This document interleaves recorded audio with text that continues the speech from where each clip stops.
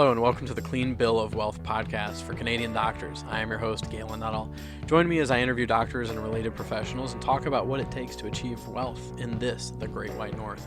Not just wealth as measured by a bank account, but also family, faith, and health. Be sure to go to GalenHelpsDocs.com, that is Galen, that is how my name is spelled, helpsdocs.com, to get access to my free video series where I uncover the top myths about growing your wealth as a doctor, north of the wall. Now, please enjoy the show.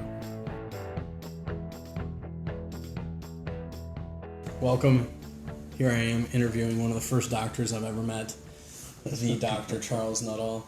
Dr. Nuttall is a retired physician. Well, I don't know, are you retired? No. Never tell. No. I'm still working as a consultant. Still working as a consultant. Okay. I did a teleconference from here day before yesterday. So semi-retired doctor from New York City.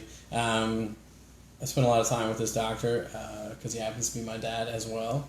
And he has been featured in the New York Times because he has a side hustle, which is being a professional Santa Claus. Several months out of the year. So it's a lot of fun to see my dad wearing the red outfit around November or this time of year when the beard gets a little bushy and the reactions that I see. So this recording is for my podcast, which is interviewing doctors and people who support doctors, and talk a little bit about money, but this guy's also had such a fascinating life, we are bound to wander into other territory. So, tell me a little bit about your career as a doctor, briefly, like how you got started and how you ended up, and we'll go from there. Sure. Well, I guess my dad always wanted me to be a doctor, I'll be honest. So I did, because I could.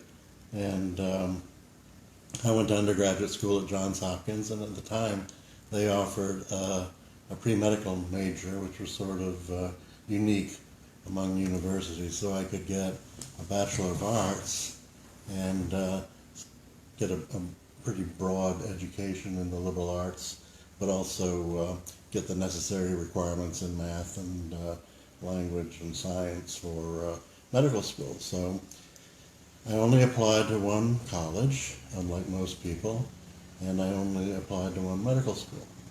And I got into the University of Florida College of Medicine in its 10th year of operation, and I was really excited to be part of a new educational enterprise like that, getting in on the ground floor, and it had been started by an amazing man who was the original dean, and he had attracted a lot of talent to Gainesville, and it's continued to grow as a major research university.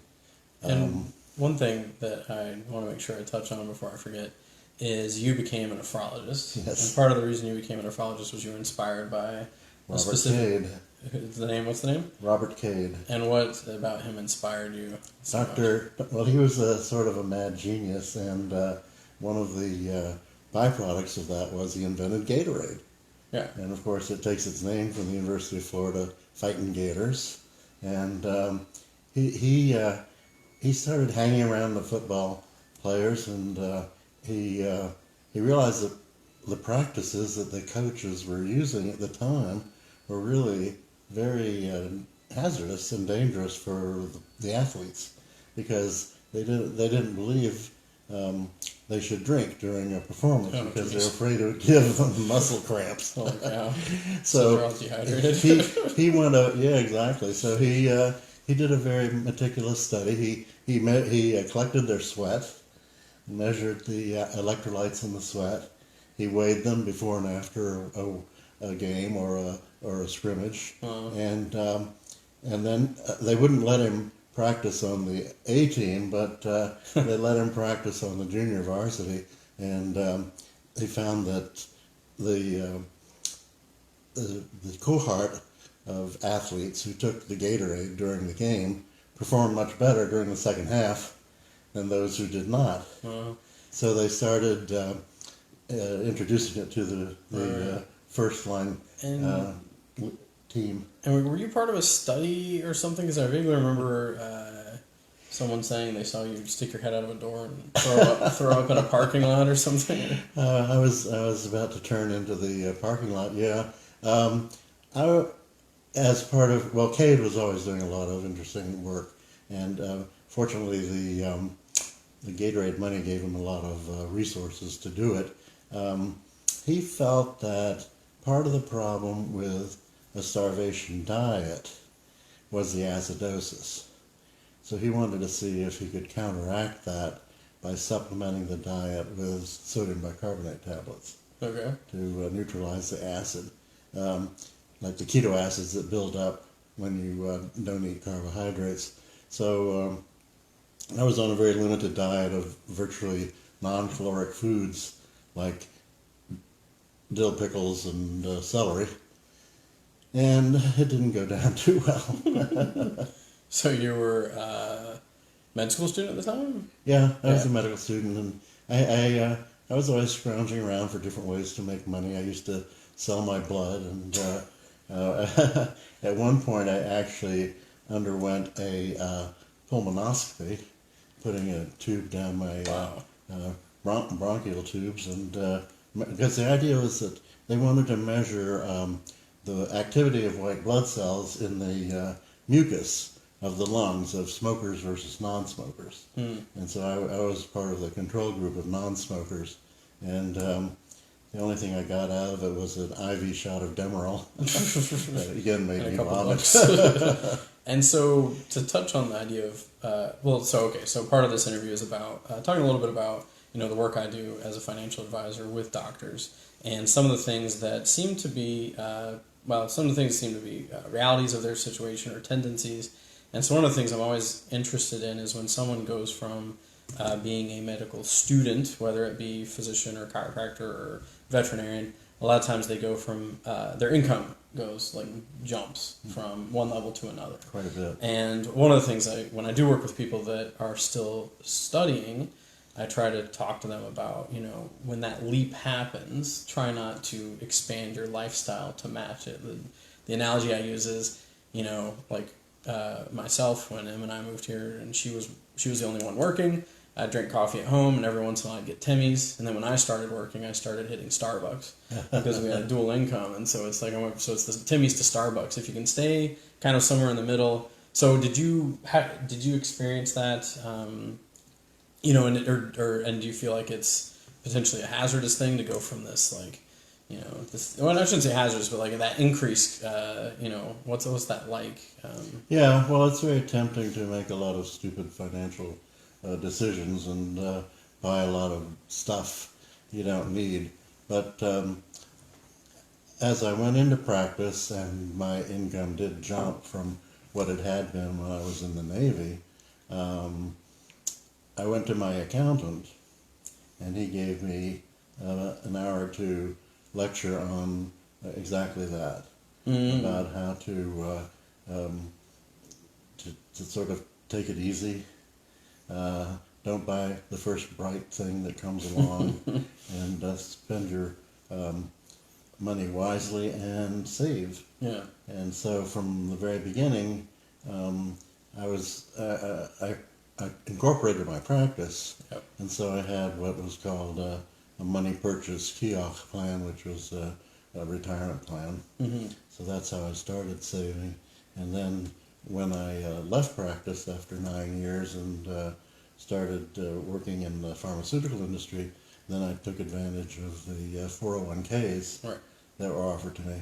And I was also fortunate enough to work for companies that gave me stock options that performed very well. So there's one thing that I hear a lot of, which is that, and I hear doctors themselves say this about themselves or other doctors, that they do sometimes, they make stupid decisions with their money or they spend too much.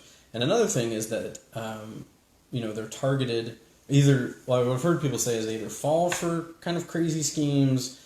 I don't know if it's because they fall for it or if they're targeted more than the average person. But I remember you telling me something about some sort of dry well thing that was going on in the 80s that all the doctors were being approached with. Everybody was, or a lot of people, were focused not so much on increasing their earnings, but on decreasing their taxes. So they would fall for these really wild tax shelters. But you're right. I mean, even from the time when I was an intern and I was making like $6,000 a year, guys would come around with investment opportunities, quotes.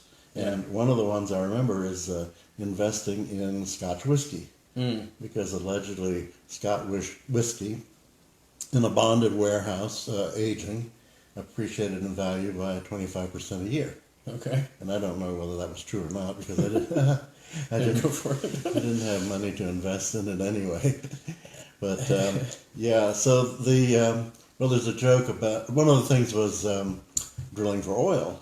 If you get, that's a good, it used to be a good, or a tempting, lucrative tax shelter. You could invest in oil exploration and shelter your income from current taxes. Of course, it very rarely paid off. And the thing is that the joke was that at the bottom of every dry well there were two dentists and a doctor that had been kind of gone into this. Poured their money down the rat hole. Yeah. Well, and then there's another story. I didn't know this. You told me that at one point growing up, someone asked me, "What does your dad do?" And I said something like, he builds houses, or he's in construction, or something like that. And like, what was? Well, did someone ask me in front of you, or did you? Like, do you remember? Well, at the time, I bought an old house and renovated it to my office, and so I took you with me, and you saw me ripping out walls, and that was what I did at work. Yeah. So, but another one of my friends, who was a doctor, his wife invested in produce shipments, and she wound up with an 18-wheeler full of rotting artichokes. And there's not much profit in that. And so let's, if I think of anything more on that line, I'll come to it. But you've also practiced in very interesting places like Panama, right. And an even more remote nation in the mountains, in the Himalayan mountains, Bhutan. And so, what were some memorable experiences from, Panama or Bhutan or both? Yeah, I was always sort of had a spirit of adventure, and even in medical school, I was able to do an externship, a public health externship in Greece, on the island of Crete, and I met a couple of.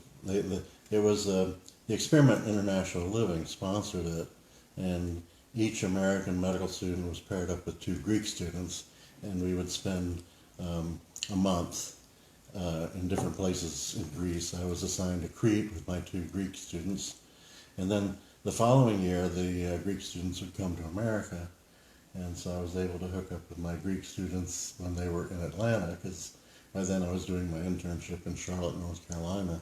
It was relatively convenient to get down there.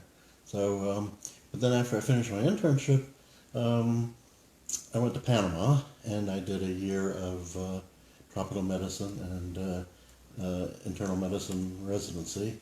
And it was a very interesting hospital because it was unique. It was the only U.S. government-owned, non-public health service, non-military hospital, and it had an AMA recognized training program for medical residents. And so I was able to combine my second year of medical residency with a study of tropical medicine. But not only tropical medicine, but the thing was, in Panama, the hospital was in the canal zone, and when a ship approached the canal, they would have a sick call. And all of the seamen that were on board, if they were not feeling well, would check in for the sick call. And they would be taken off the ship and taken to the hospital and examined, because it would take the ship maybe 12 hours to pass through the canal. So during that time, they could be diagnosed and treated and put back on the ship if they were fit for duty. And so we got to see a lot of exotic illnesses that People way. bringing things from all over the world to the Chagas disease, yeah. and then in Panama there was still leprosy and a lot of interesting things that you don't really see much of anymore. Well, yeah, well, and no doubt, because Panama was really just a hub for activity in that region. Yeah, it was kind of had quite literally the crossroads of the world, and all the Yeah. shipping went through there, and a lot of tourists as well. And also, it was like a major first world medical institution that was closest to South America. Right. So a lot of wealthy people and government people from South America would come to Gorgas Hospital for diagnosis and treatment. Well, it's funny that you mentioned Chagas, because when I moved to Venezuela, I remember people telling me about things, and I kept thinking things were old wives' tales. And when I taught, these kids said they call it the bug down there that gives Chagas. They called it the cheapo bug, and I don't know what it's called in English, but they said you can't. So the kids were like, you have to be careful with these bugs. I said, why? I said, well, because while you're asleep, they'll poop in your eye, and then later you'll die. And I said, I don't think that's true. But then I looked it up, and it's like, yeah, pretty much. Like, this thing poops in your eye or whatever. And then years later, your heart starts falling apart. And I was like, if you don't catch it, if you don't know you have it, and you don't catch it in time. So I was like, holy cow. So we would actually have, it was called mal de Chagas from these cheapo bugs. We'd have scares, because that bug wasn't usually in Caracas, but whatever, temperature changes or whatever would cause it to come, and there'd be a big scare. And at one time we did find one on campus, which freaked everyone out. But I mean, the thing has to it has to do it's not just touching it that gives it to you. But I do remember thinking, this is some crazy thing that doesn't really exist. It was largely a problem with the indigenous people because the bug would live in the mud walls of their houses. Yeah, I heard they lived in thatched roofs too. But I don't know. Yeah, okay. So what about Bhutan? Because we were in Bhutan for almost a year there. Yeah. Well, there again, Bhutan was a very exotic country. When I was packing to go to Bhutan and going through all my stuff, I found out that I had 2 copies of the book by Hilton about Shangri-La. Okay. And Lost Horizon, I think it was.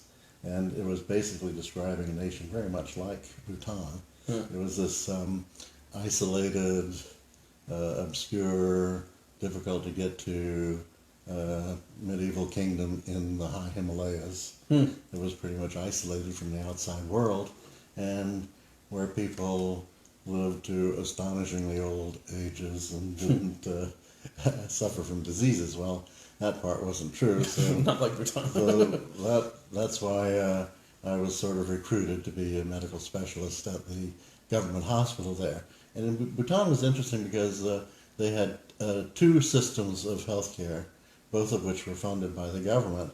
And they had the Western style medicine, which I was practicing, but they also had the indigenous medicine, which relied heavily on herbs. And Bhutan was on the southern slopes of the Himalayas, where a lot of these medicinal herbs would grow, and they would grow there, and they would be used all over South Asia in the Ayurvedic medicine of India and other countries. But and we did make attempts. We had I was working with people from all over the world. There were non-governmental organizations from different countries that would send doctors to Bhutan to work and to do research. And there was an Italian non-governmental organization, and one of the doctors there was looking, he actually, I think, started working at the indigenous hospital, and he was looking into the efficacy of these herbs. But the problem was that according to the native beliefs of the Buddhists, it's not just the herbs. It's the spells and incantations that you infuse the herbs with when you prepare them for medicine. And so that's kind of hard to objectify. Right, they were missing an important piece of that. And so, all right, so let's skip to more recently. As I mentioned in the intro, you are Santa a couple months out of the year, and you have a couple gigs usually. Starting to line up. Starting to line up. And then you were featured in the New York Times. Right. And what was that like? You were featured in New York Times, New York Post. I feel like you were in the Times more than once. Is that not the case? Or I feel like you were in something more than once. But I was, I was in the Daily News. I was in AM New York, and I think I was in the Post 2 years running. Okay, that's it. Yeah, but then the big had like a 2/3 page photo essay in the New York Times on Christmas Eve last year, and actually, it was on the front page of the New York Times on Christmas Day in 2015, I think. But it was just it was just a picture of my butt. So you get credits. Well, the New York Times sent a photographer over and took about 1,000 photos of me, and you know, I was instructed not to look at the camera, but they were all going to be candid shots. Okay. And so I turned my back to the camera.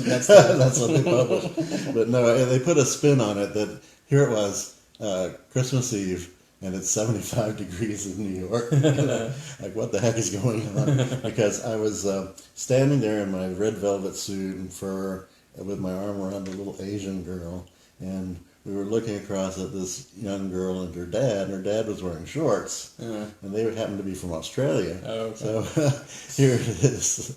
It was quite a contrast. Yeah. And then, well, one of my favorite, I don't know if it was the last article, but it was in the New York Times. I think it was the one in the New York Times where the interviewer said, "Oh, your grandkids must love having their granddad as Santa." Yeah. And your reply was, "Oh, they don't believe in Santa. They don't even believe in Santa." Kind of a lost opportunity there. Very cool. And so one thing I forgot to ask you around the financial side of things, which you may not even, I'm not sure how much insight you have into, but one of the things that I talk to people about is, this transition of working to retirement. A lot of people, I think, hinge a lot of, happiness or fruition in their lives to the idea that they can retire. I'd say if people don't enjoy their jobs, it's even more so. But I do work with my clients a bit on, celebrating their wins along the way, and also thinking about, it's kind of like that phrase, wherever you are, there you are. Like, retirement is not, it's not necessarily going to be something that if you're not happy before, it doesn't necessarily mean you'll be happy after, and waiting for this big thing. So I don't know if, you seem to be making the most of your semi-retirement, but if you have any insight into that concept of kind of this wait, and then what actually happens. The practice of medicine, and no matter what you do in medicine, has a lot of gratification. I mean, and you really, literally, it sounds kind of glib, but you really have the power to heal the sick and raise the dead. And I could do that as a nephrologist. I had patients who would come in who, even 10 or 20 years before would have died because the technology was not available to keep them alive. And the most gratifying patients were the ones who had acute renal failure, and I could keep them alive with dialysis until their kidneys recovered. And they would walk out of the hospital perfectly healthy. So that was really, as I say, very gratifying. Unfortunately, there were also the chronic renal failure patients who frequently didn't fare so well. They had to come in 3 times a week or more for 3 hours of dialysis at a time. And I had grown up during the time when the resources were not available to provide dialysis for very many people. And so I saw a lot of people who were very worthy individuals die of renal failure because the resources were just not there to maintain them, So that was very difficult. And then when I started my nephrology fellowship program, it was the first day that in the U.S. the Medicare started paying for end-stage renal disease treatment, and they would pay for the dialysis and transplantation. So it took a little while for that to get going, but once it did, I expected the patients to be grateful for the technology that kept them alive, but instead, all too often, they didn't know what the history was, and all they knew was that they had to come in for this treatment 3 times a week, and a lot of them resented it. and they would strike out at the caregivers like me and the nurses. So that was quite challenging. Right. So after doing that for 9 years, I was looking into doing the other thing, and I settled on clinical research because I remember very distinctly when I was a medical student that our textbook of medicine said that medicine is a three-legged stool. It's based on patient care, teaching, and research. And in my practice, I was, of course, able to do the patient care. And I also did teaching because I was on the faculty of a family practice residency program at the local hospital. But I really didn't have much opportunity for the research, so I decided when that opportunity presented itself at Johnson & Johnson, I went there to work on the safety of Tylenol.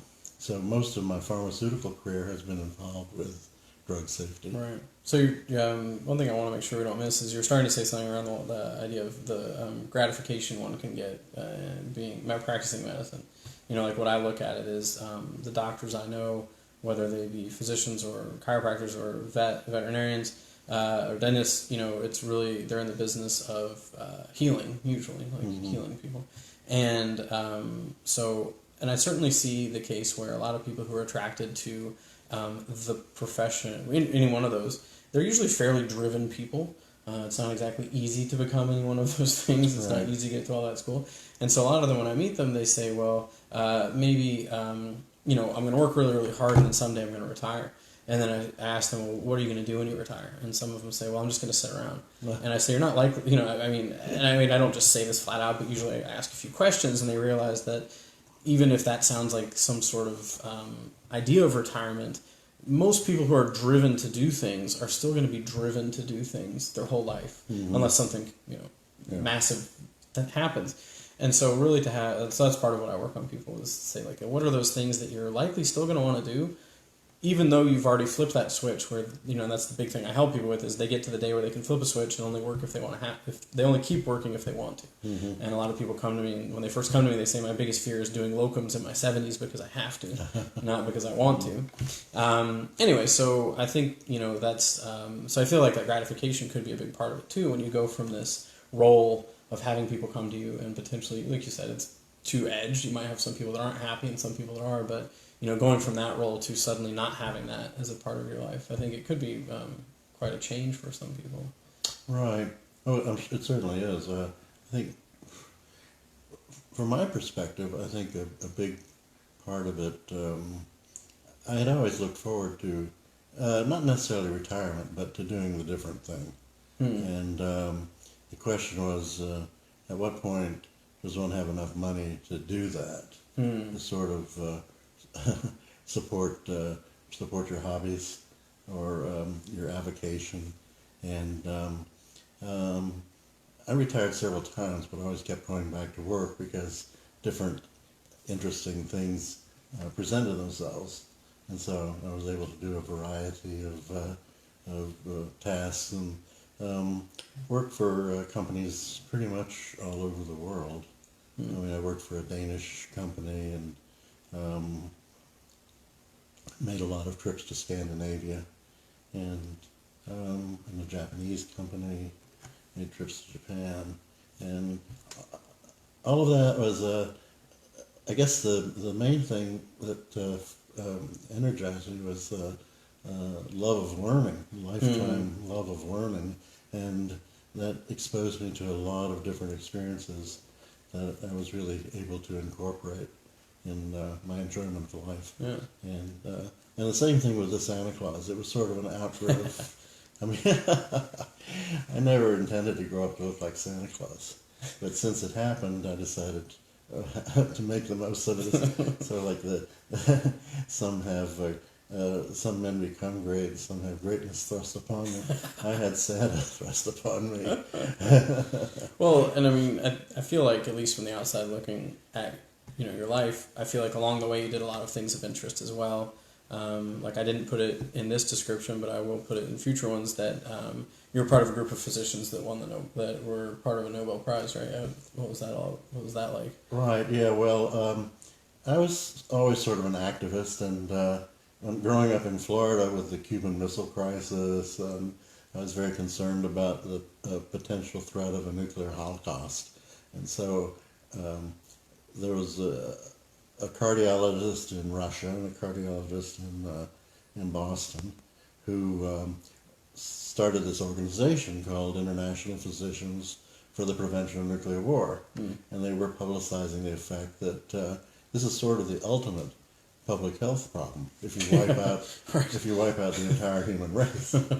And so we are working towards the prevention of that and trying to influence governments and others. And then once the nuclear threat seemed to cool off a little bit, even though it keeps bubbling up, we turned our attention to other challenges like the environment and things like that. But there again, through that organization, well, the charter members who were, on board early on, and I must say your mother encouraged me to do this and stick with the organization. We all shared the Nobel Prize, the Peace Prize in 1985, and it's not like we all got the trip to Stockholm or the gold medal and $1 million, but I got a plaque, got a certificate. Pretty cool. That's So pretty cool. yeah, and that was kind of an easy way to win a Nobel Prize. It's kind of like the early days of trampoline in the Olympics. It was, I guess it was, and there again, it was sort of, it wasn't my goal, it was sort of a benefit, a side effect of my interests in promoting world peace and nuclear containment. Very cool. So, awesome. Cool. I've asked all I wanted to ask. Is there anything you wanted to add or throw out there to wrap it up? well, again, I think, okay, I was thinking that how that experience with the International Physicians for the Prevention of Nuclear War gave me a lot of other experiences besides the plaque on the wall from the Nobel Committee, but I did go to Stockholm on my own. Okay. I stayed at the Grand Hotel where the Nobel laureates stay. I had the same menu on the same china and crystal in the basement of the city hall there, because a lot of city halls in European capitals have what the Germans call Ratscellars in the basement, and that's where they hold the Nobel banquet. So I got that experience, and I also got to the meeting in Hiroshima and Nagasaki, the two cities that had been destroyed by a nuclear bomb, and that was a very moving experience as well. Very cool. So you kind of made your own Nobel Peace Prize trip. Yes. Do-it-yourself version. Cool. Awesome. Well, thanks. Thanks for joining me. Definitely a few things that I didn't know. I didn't know a lot of details around the Nobel Prize, and certainly, what did they say in the Times? It was the most overqualified saint in New York. And I forgot to mention that you've done some